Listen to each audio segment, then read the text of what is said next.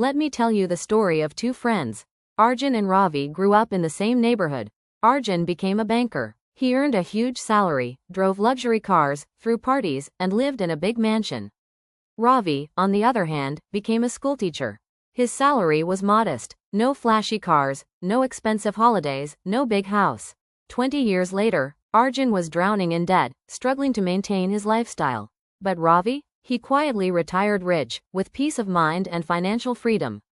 Strange, isn't it? How did the teacher end up richer than the banker? The answer lies in Morgan Housel's book The Psychology of Money. And today, we'll explore its most powerful lessons, through stories that may change the way you think about money. Most people think wealth is the car you drive, the clothes you wear, or the house you live in. But true wealth is invisible. When Ravi walked to school in his old scooter, people thought he was poor. But what they didn't see was his savings account, his investments, and the assets he quietly built. Arjun, on the other hand, looked rich on the outside but had no real wealth inside. The truth is simple. Wealth is what you don't spend.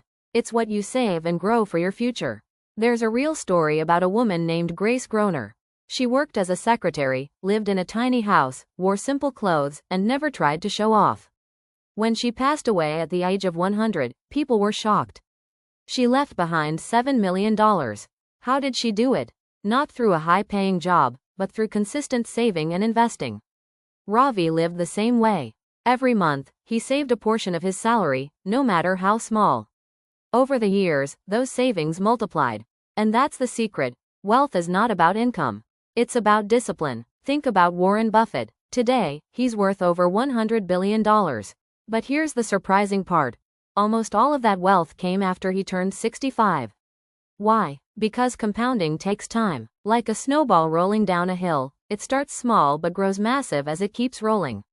Ravi started investing early. Even with small amounts, his money had decades to compound. Arjun, despite earning more, started late and kept spending, so compounding never worked for him. The earlier you start, the richer your future self will thank you for. Let's talk about Bill Gates. He became the richest man in the world partly because he attended one of the few schools in the 1970s that had a computer. That was luck. But on the other side, his competitor Paul Allen also took risks that shaped his journey.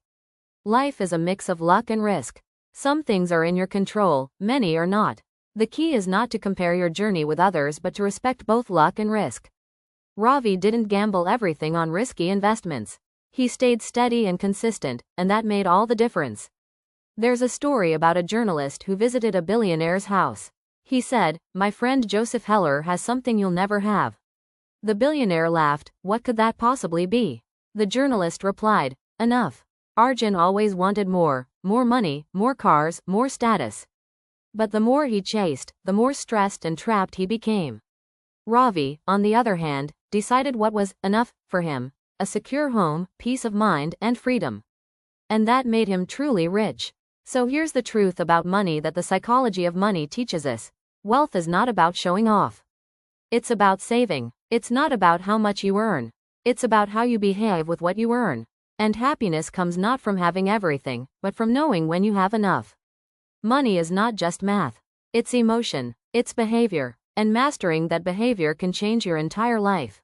So let me ask you, are you living like Arjun or like Ravi? Comment below and share your thoughts. And don't forget to subscribe, because the right lesson at the right time can change your future forever.